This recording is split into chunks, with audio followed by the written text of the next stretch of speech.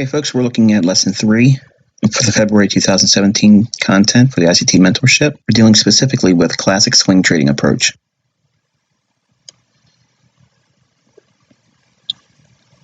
When defining market conditions, we think in terms of where the price can reach for. Both in a rally and in a decline, this is the foundation to determining likely market direction. The PD arrays that have been traded to or executed on most recently indicate the opposite PD array spectrum will be reached for. If discount arrays have provided support for price, probabilities increase that the premium arrays will be sought after above the market price. If premium arrays have provided resistance for price, probabilities increase that discount arrays will be sought below the market price. Okay, assume this is the market price. This could be in any asset class. It doesn't make a difference, but we're going to specifically talk about, let's say, the Swiss franc, and we're looking at a monthly chart. What we do is in reference to current market price, we define the range that we're presently in, and we look for the nearest bearish mitigation block above us, and we look for the nearest bullish mitigation block. Now again, these arrays may not exist in current price action, but this is the spectrum you look through above and below the marketplace in this order. Above you, you look and see if there's any bearish breakers that have not yet been traded up to. And you look below you for any bullish breakers that have not been traded to. Above you, you look for liquidity voids where price is quickly drawn lower or repriced aggressively fast, leaving a big range of only downside delivery. And conversely, you would look for any liquidity voids below you where price is shown a strong willingness to rally quickly, leaving a porous wake of only buy side delivery in price. So in other words, big ranges up. And above current market price, you would look for any fair value gaps, and below you, any fair value gaps. You would look for the nearest bearish order block above you, and below you, you'd look for the nearest bullish order block. And you would look for the candles that have wicks at short-term highs. Any candle that has wicks above it, we would be noting the bodies of the candle because there would be liquidity resting just above the bodies of the candle. And below you, below the candles that have wicks, you would look at the candles' bodies, and below it, it would have liquidity below it. And they would be rejection blocks, respectively. And you would look at the old high or any historical low that were below. And you would look for any old low or any historical high that were above. Framing the PD arrays above market price is in the premium spectrum, and the arrays below market price is the discount spectrum. What you're doing is you're going to be looking at the monthly, the weekly, the daily, and the 4-hour the same way as I'm outlining here.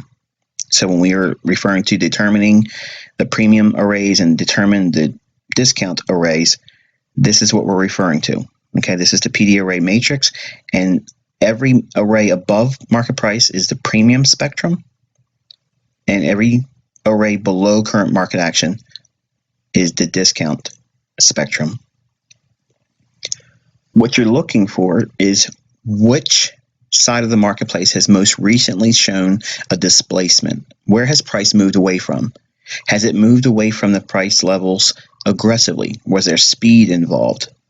Was there large ranges indicating that there's been a massive push by smart money, because we understand that that entity has more money than us collectively, and it's their business. So if they push price around on these higher time frame charts, there's a great deal of probability that that direction is most likely going to be at least tradable in the same direction.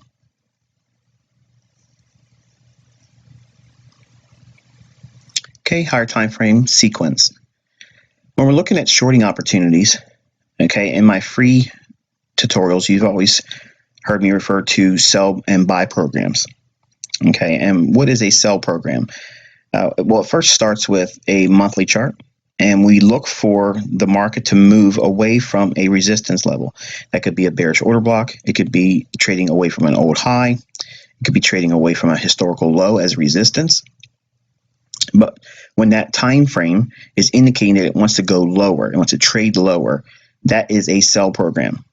Okay, so we look for monthly charts to go into a sell program or come out of a premium spectrum.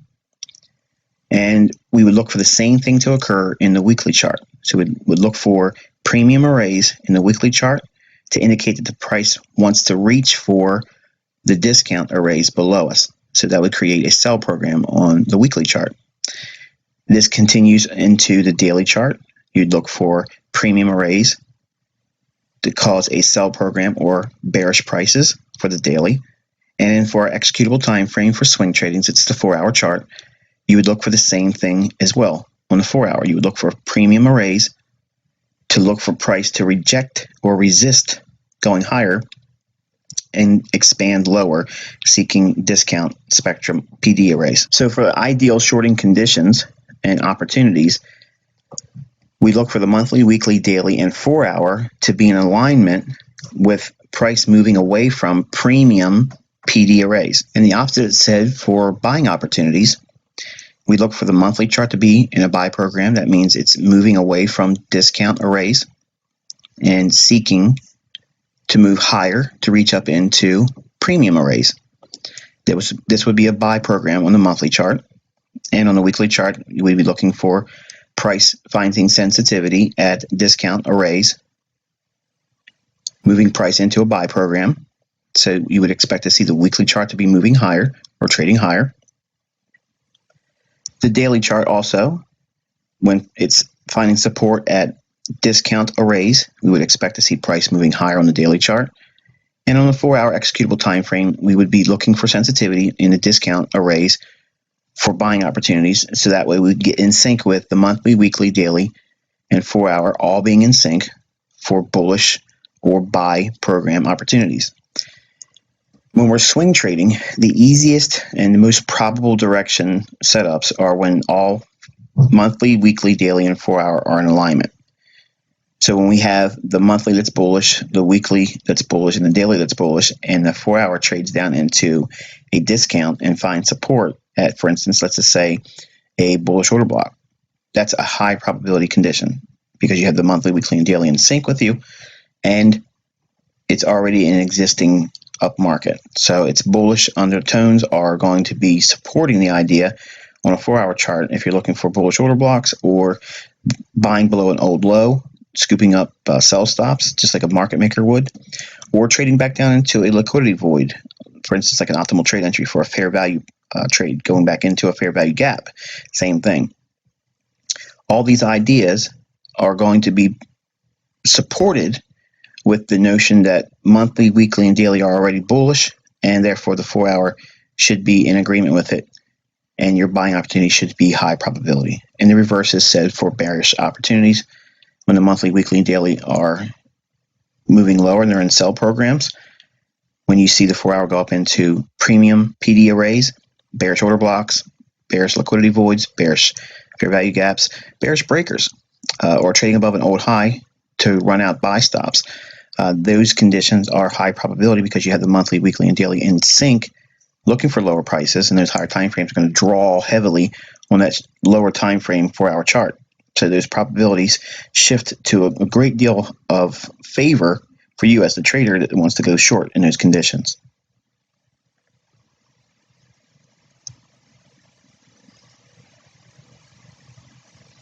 Okay, so for classic swing trading approach, the general concept is what we're going to refer to here. Now, I've given you a sample idea, okay, and I'm going to give you PDF files in August that give you different scenarios that really completely outline everything in a flowchart format. So certain conditions will lead you to certain decision points. And once you get to those decision points, you have to wait for price to either confirm or negate the opportunity. But for instance, for this simple classic trading approach model that we're outlining here. Market is already going to be predisposed or poised to trade higher on a higher time frame. Now, this could be arrived at and determined by your analysis in the form of looking at the seasonal interest rate driven. Obviously, this would always be involved in your trading. Commitment of traders report or data. In other words, large commercial traders, are they net long on Swiss franc? And if that's the case, and their trend of their hedging program has indicated they have been buying long term, and every time it goes to a net long position, or if they aggressively lessen their short positions on the COT commitment of traders report or line graph, when that occurs, that would be supportive of bullish prices for Swiss franc, and or intermarket analysis supports the bullishness. Now, this could be in the form of SMT divergence. It could be market structure. You just need a few things on a macro scale to support the idea that on a higher time frame, prices should be trading higher. You don't need everything in an agreement. You just need a small sample size of a few things in agreement, supposing that the higher time frame direction should be bullish.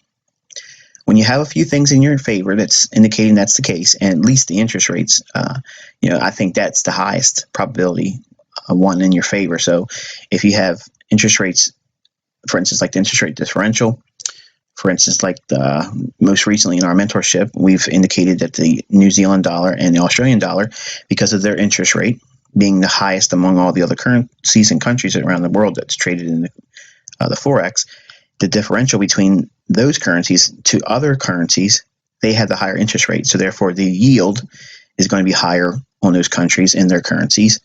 So more people are going to be more likely to buy those currencies than they are to sell them, because the differential between the interest rate that's available. But let's assume for a moment we've already arrived at whatever combination of conditions that you're using to employ with your higher time frame fundamental. I'm using my fingers to make quotations here. Your fundamental outlook on price on a higher time frame, and it's in agreement with a measure of intermarket analysis, supporting that bullishness. The market will rally higher, and then were we waiting for a retracement? We have to take our hands and sit on them until we wait for the retracement to come to fruition. Once that retracement occurs, then we have the stage for the setup to occur. So in other words, we have a condition in the marketplace that outlines bullishness long term, and then we wait for markets that have these conditions we want to see them rally. This is the highest probable direction type trading for swing trading. And when the market rallies, or it shows displacement, it has an impulse price swing, it moves away from some specific price level. Maybe it's a level we were anticipating support to come in, or we were waiting for an old low to not see further slides lower in price. Maybe we're looking for a turtle soup buy, in other words, a false break below an old low. But we don't really want to buy that yet. We just haven't built up our confidence yet, or we're not as astute in price action as we would hope to be at our current development stages. So we're going to wait and see if price is going to give us clues and confidence that it has made a low and it ran out to stop, and then it starts to go higher. When that rally occurs, we just simply wait for a retracement. Once that retracement occurs, then you have a stage at which the market will be setting up a condition that permits you to take a trade entry. So there is a condition first, then there's the stage portion of taking the trade, and then there's the execution. When the market expands up to higher prices, that's what you're trying to profit on. So the normal procedure is you're looking for a market that's predisposed to go higher. You have higher time frame macro ideas behind the idea that market should go higher. The market has to rally first. In other words, it has to be displacement. Market creates an impulse price swing. When that impulse price swing occurs, we wait for the retracement. So in other words, that's just, for instance, we're looking at the marketplace and we think that Swiss franc should be rallying from this point of origin. When we see price move higher, we know that there is a displacement there. So we have an impulse price swing. Now, in this entire rally, during this time, the public or less informed traders or reactionary traders are going to be dogpiling on this thing. We do not do that. We wait. We look for conditions in the marketplace while it's rallying up, where it could offer resistance. And this is going to be in the form of premium arrays. In other words, it could be a bearish order block, a breaker, mitigation block, void, fair value gap, old high, old low, something to that effect, that we wait and we anticipate the market to start topping out and eventually giving us a retracement. We're not trying to time the retracement, but during this small retracement back, if this is a monthly chart or a weekly chart, that red area of retracement, that could be a counter trend opportunity. Now, I'm not teaching that for swing trading here, but you will be given those ideas in August during the PDF portion of our time together. So you'll have a when to counter trend swing trade, and it would be basically during this period that's shown graphically in the move in red. So you would be taking shorts there. But we're looking primarily to look for high probability long entries. So when the retracement occurs, what we're looking for is we're looking for specific levels, specific price levels at which we would expect and anticipate sensitivity for bullish buy opportunities. During that retracement, we're hunting. We're looking for things that line up for us to get in sync with the long-term analysis that we've arrived at, that we believe that the higher time frame is going to be moving up or bullish from where we're at now. And eventually, price, we're anticipating this portion, this is going to be the expansion swing. In other words, this portion is where price reaches for some higher time frame resistance level of some sort. We have our range defined by our point of origin and the intermediate term high prior to the retracement. Once you identify those two markers, what you're doing is all you're doing is making that range defined in terms of discount to premium. Everything below that high down to the point of origin is going to be referred to as your discount PD array matrix. Inside that range, you're going to be looking for all of the things we looked for and mapped out for the discount matrix. First thing you would look for, is there any mitigation blocks? Is there any bullish breakers? Is there any liquidity voids? Is there any fair value gaps? Is there a bullish order block? Is there any candles that have long wicks so we can look for the market to seek liquidity below the bodies of those candles?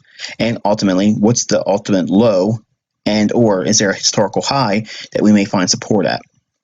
All those ideas are going to be looked inside of the impulse swing from the point of origin all the way through the impulse swing that makes that intermediate term high right before it retraces.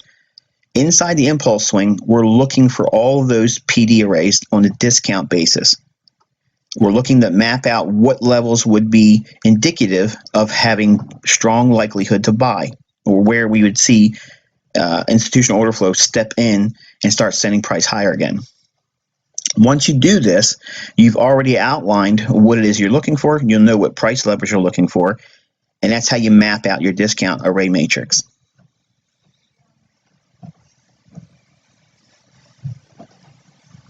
Okay, the swing trade procedure. Okay, what you're going to be doing is on the monthly and the weekly, you're going to be looking for the 9 to 18 month market profile. Are we in a trending environment, or are we in a range-bound consolidation? And if we're in a consolidation, what you're looking for is a market that leaves a consolidation aggressively. In other words, it moves out of a small trading range and moves aggressively higher. Well, on a monthly or weekly chart, that shows there's displacement. We got to start following that marketplace because it's most likely going to want to trend, and we have to be looking for those opportunities to come to fruition. We're going to determine the monthly PD arrays, and we're going to refer to the active discount arrays. In other words, since we're looking at bullish markets here, we're going to be looking at what active discount arrays, bullish order blocks, liquidity voids below the marketplace, fair value gaps underneath the market price, where's the old lows at, bullish breakers, bullish mitigation blocks. Now, if the market shows the monthly discount array is supporting price, you got to determine now where are the premium arrays on the monthly. And when monthly discount arrays are active, that means you're hunting and you know which ones they are. You want to be moving down into the weekly chart and transpose those monthly levels over to your weekly chart. Then you're going to determine your weekly PD arrays, and you're going to refer specifically to the active discount arrays on your weekly chart. If weekly discount arrays are supporting price, determine the premium arrays on the weekly chart as well. And when the weekly discount arrays are active, in other words, you've already defined where the bullish discount weekly chart, bullish order blocks, liquidity voids that are bullish, bullish breakers, bullish mitigation blocks, old lows, fair value gaps below the marketplace. Once you arrive at them, you want to transpose those to your daily chart. Okay, then you're going to determine your daily discount arrays, and you're going to refer to the active discount arrays on your daily, defining each on that daily time frame. And once you understand where the daily discount arrays are, they're active, you know which ones are not there. In other words, there may not be a void, there may not be a breaker, but whichever ones are active in the discount spectrum, you take those and you transpose those over to a 4-hour chart. Then you're going to determine your 4-hour discount arrays, labeling which ones are in the discount. In other words, there may not be breakers, there may not be a void, there may not be a gap, but there are old lows, there are bullish order blocks, and those need to be defined. Then you're going to be referring to the active discount arrays on that time frame as well. Now what you're doing is you're going to buy all 4-hour discount arrays. In other words, every bullish order block, every bullish breaker, every mitigation block that's bullish, every old low that's violated. We look to see some buying opportunity. That could be a turtle soup long entry. Every rejection block below candles have wicks. We look for price to go just below the bodies of the candles, and we'll trade right below that like a turtle soup. It doesn't need to go through the wicks. And when we take these long entries, we look to scale out at daily, weekly, and monthly premium arrays that's already been defined and transposed to our 4-hour chart. The ideal scenario is that we look to trade setups that offer at least 3, and preferably more, times the range between your entry and the closest premium array from all time frames. So if you're looking for a trade that you think that the monthly has the range to go higher and it's in a buy program, if you're taking an entry on a 4-hour, you're really trying to aim for that monthly level, but you don't hold everything for that monthly level. You're going to take something off at the premium arrays on the 4-hour chart, and at the daily chart, and at the weekly chart. And as you get closer and closer to that premium range on the monthly and weekly, you want to have very small portions of your position on and have already taken profits along the way.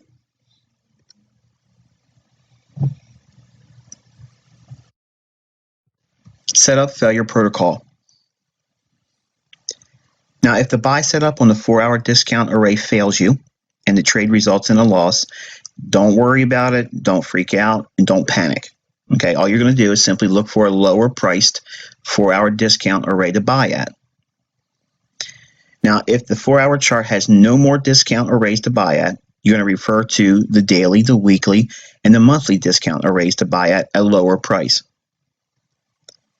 At the lower discount array, you're going to buy at 50% of the position size of the initial trade or the previous failed trade that you just utilized. You do not try to win all of the lost equity back in the subsequent trade. It may take a few trades to get back that loss. Do not rush. Do not force it. Always confirm lower time frame 4-hour premium arrays give way or fail as price moves in your favor. In new discount arrays, support price as it moves toward the premium arrays on the higher time frame. In other words, you're going to be looking for bearish breakers. You're going to be looking for bearish mitigation blocks to give way. In other words, they shouldn't hold price back. You should just be going right through those. You should be going through up candles, which would be noted as potential bearish order blocks. And you're not going through old highs and coming back with deep retracements. You're going through old highs and you're expanding higher.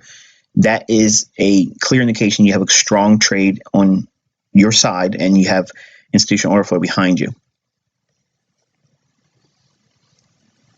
All right, so let's take a look at the swing trade progression. Let's just say, for instance, this is a monthly chart. Okay, as you have a first impulse swing, then there's a retracement. If you're in a bullish market environment, you would expect another expansion price swing, and then a retracement, and then another impulse price swing, then a retracement, and another expansion swing, but all along making higher highs and higher lows. That's a normal classic textbook trend that would be deemed bullish by anyone's standards. But what we look for, let's say this is a weekly chart. Okay, this could be done on a monthly too, but let's just, for instance, refer to this as a condition that's in our weekly chart. If we look at the first impulse swing to the left, inside that impulse swing, our daily chart, it may have a smaller impulse swing with a deep retracement and then another secondary expansion swing. You won't see it on the weekly sometimes, but if you break the weekly chart impulse swing down and look deeper, you'll see two stages sometimes in the daily chart. The expansion swing that occurs later in this example, inside that expansion swing, the same thing is seen if this is a daily chart. We're looking inside that expansion swing. Inside that, on a daily chart, because price is fractal, you would see subsequently smaller price swings, an impulse swing, retracement, expansion swing. And the impulse swing that occurs on the right side of our charts here, inside that impulse swing, if this was a weekly, that would be a daily chart that could have a impulse swing, smaller daily retracement, and then an expansive price swing. And then the second or last expansion swing on a larger price move. Inside that expansion swing, there will be smaller impulse swings with retracements and a lower time frame expansion swing. So everything in price is fractal. The very first impulse swing on the daily, that would have a smaller impulse swing, retracement, and expansion. And then the daily chart's expansion price swing would have in itself a smaller impulse swing, retracement, and expansion. And that would be seen on the 4-hour chart. So the larger impulse swing, initially on the left-hand side, this could represent the weekly range or weekly chart's impulse swing. And then the smaller range inside of that weekly could be seen with the daily impulse swing, retracement, and expansion. And then that daily, each individual price swing higher up would have 4-hour impulse swings, retracements, and expansions. And this is seen for every price swing along the spectrum from monthly, weekly, daily, and 4-hour. Now, with this information, we can see that there are discount arrays in each one of these price swings. If you're buying at any one of these and they fail, you just simply drop down into the next higher time frame discount array, and you would look for ideas inside of that to be a buyer, to be in sync with the larger monthly and or weekly macro uptrend. So we look at price on a fractal basis, but we also look at it in terms of defining in terms of PD arrays, in other words, premium to discount. When price pulls back and the algorithm gets back into these discount arrays, it will look to seek that liquidity below the market price to allow traders at the bank level to populate those levels with orders, and then the market will take off.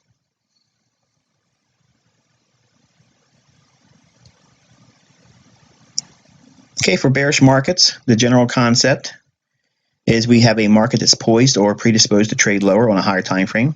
And again, I use the same defining terms we did with the bullish market conditions. It may be a seasonal tendency that supposes the market should be bearish, or that asset class you're trading should be having some bearish price activity seasonally, long-term, and consistently, showing that repeats a lot more than it does trade higher. That seasonal tendency should have an influence on price. Not by itself, it's not panacea, it's not a be-all, end-all, but we use it as a supporting idea, or as I said, a roadmap, if you will. Obviously, interest rates would be a strong deciding factor here on a macro level. And then maybe commitment of traders, their commercial positions are heavily net short, so therefore we're looking for continuation, or they have been hedging over the last 6 to 9 months or so. On the weekly chart, you can see how they have worked price lower. Every time they went net short, it pulled price heavily lower in a downtrend. And then maybe now your market you're trading has them as commercial traders being heavily net short.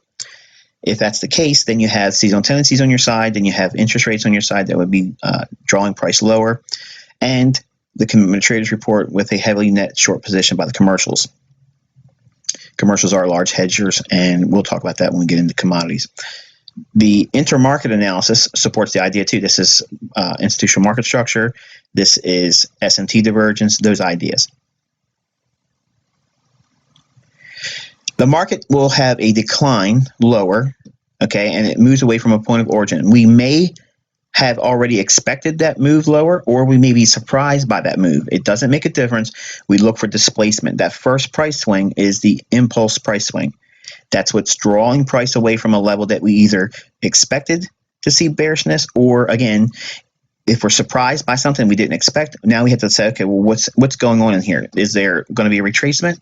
The market goes into retracement, and if we go and look at the higher time frame, or something changes that we didn't notice before, or it's a pair that we just caught our eye, we are seeing the impulse price swing, and now we have the retracement. We're expecting or anticipating the expansion price swing. That's where we look to profit. But we have to go into the marketplace during that retracement. Okay, we're going to be studying price and defining in terms of PD arrays. So we go back to the point of origin, and the short-term low we saw price bounce at that causes that retracement to come to fruition. We then take the low at the short-term low and all the way up to the point of origin, and we define that in the terms of premium PD array matrix. In other words, this is where all the bearish order blocks, bearish liquidity voids, bearish breakers, bearish mitigation blocks, bearish fair value gaps, old highs to sell above, and rejection blocks, which are candles that have long wicks, and we look to sell just above the bodies of the candles when we're bearish.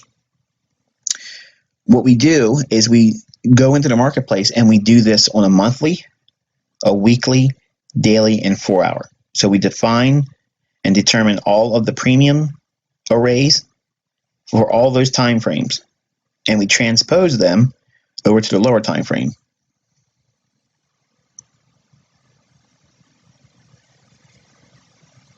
Okay, the swing trade procedure. Again, you're going to determine the 9 to 18 month market profile. Preferably, you want to see price moving out of a consolidation, not being in a range. You want to see it wanting to trend.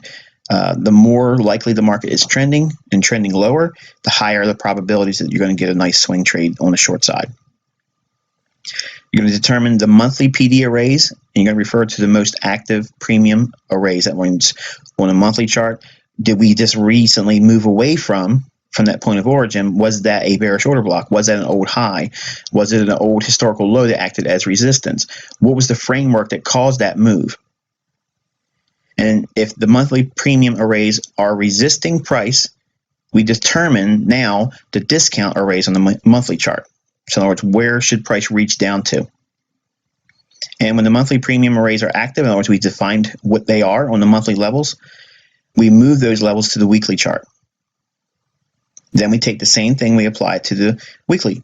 We break down the PD arrays in a premium basis, and then we refer to all of the active, what would be seen as premium arrays on the weekly chart.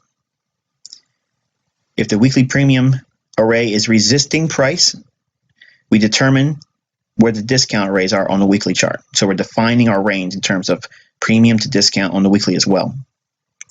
When the weekly premium arrays are active, in other words, you defined what they are, if there's bearish order blocks, if there's breakers that are bearish, old highs, where they're at, where the rejection block would be, any fair value gaps above you, that is transposed to the daily chart. Then you're going to determine the daily premium arrays, and you're going to refer to the most active premium arrays on the daily. In other words, is there bearish breaker on the daily chart? Is there mitigation blocks above us on the daily chart? Is there fair value gaps or voids? Where's the old highs at? Is there any candles that have long wicks on them? We're going to be focusing on the bodies of the candles just to pierce above that, just to do a turtle soup idea. Then you're going to take those, and when that's active, you're going to take those premium arrays on the daily chart, and you're going to move them over to your 4-hour chart and transpose those. Then you're going to do the same thing on your 4-hour chart. You're going to determine where the premium arrays are, bearish order blocks, old highs, bearish breakers, mitigation blocks that are above you. All of those premium arrays, you're going to take them and determine which occur or appear in the 4 hour. And then you're going to refer to the active premium arrays for that time frame only. So in other words, you're going to only focus on the ones that are in the 4 hour chart, because there may not be a breaker that's bearish. There may not be any mitigation blocks in the current range that you're looking at 4 hour chart. But whatever ones that are active in your current market environment, that's what you take and you label those for your 4 hour chart. You're going to sell every 4 hour premium array. It means bearish order block, bearish breaker, mitigation block, trade back up into fair value, closing a range or fair value gap. Or you'll sell short an old high, or a candle that's bold with a very short little wick at the top. You'll look for the price to trade through that high. The key is you want to look for price to not go through the wicks many times, and that's the rejection block. When you see the long wicked candles and you're bearish, chances are it probably won't go above the wicks. Many times will just go above the bodies of the candles and then fail there. That's the rejection block. You'll sell at all of those on a 4 hour basis and any level that's been transposed from the daily, the weekly, and the monthly as well. As you sell short, you're going to be looking to take profits at the daily, the weekly, and the monthly discount arrays. In other words, all the bullish ideas that would support price. As you reach them and price is moving in your favor to the daily and the weekly and the monthly, you're going to be scaling out as you get to those. And the more you get to the monthly and weekly discount range on those time frames, the less likely price will continue going lower, and you want to be at your smallest portion of your trades at that time. You don't want to be holding your biggest portion then, because if price retraces or reverses altogether, you give back a lot of open profits, and that's never fun. Okay, you're going to look to trade setups that offer at least 3, preferably more, times than the range between your entry and the closest discount array on all time frames. So you're basically framing your risk to reward to be at least, for $1 risk, you're trying to make $3 or more. Preferably, you want to look for scenarios between you and I. You want to look for things that have like 5 to 1 reward to risk.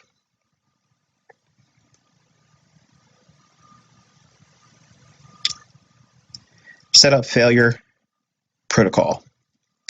If the sell setup on the 4 hour premium array fails and the trade results in a loss, all you have to do is don't panic, accept the loss, but now you're just going to simply look for the higher priced 4 hour premium array to sell at. In other words, maybe you sold short at what you thought was a mitigation block and it just ran right on through you.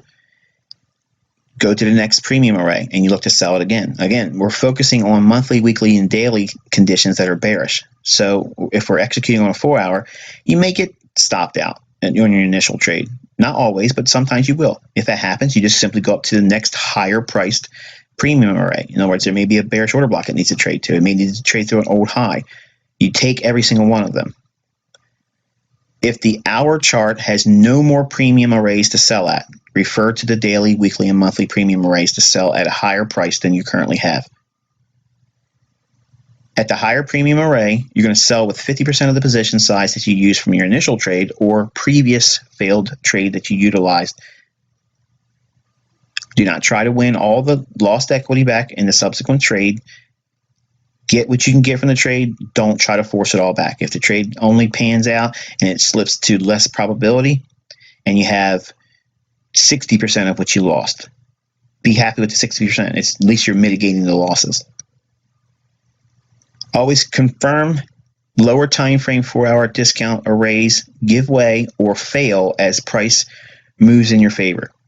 And new premium arrays resist price as it moves towards discount arrays on the higher time frame charts.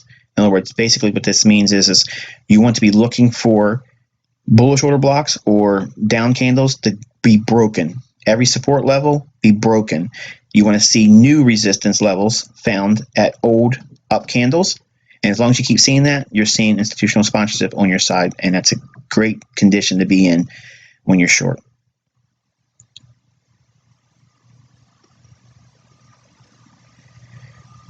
So now we're going to take a look at some specific setups that we can use with this idea for swing trading. I'll see you in lesson number 4.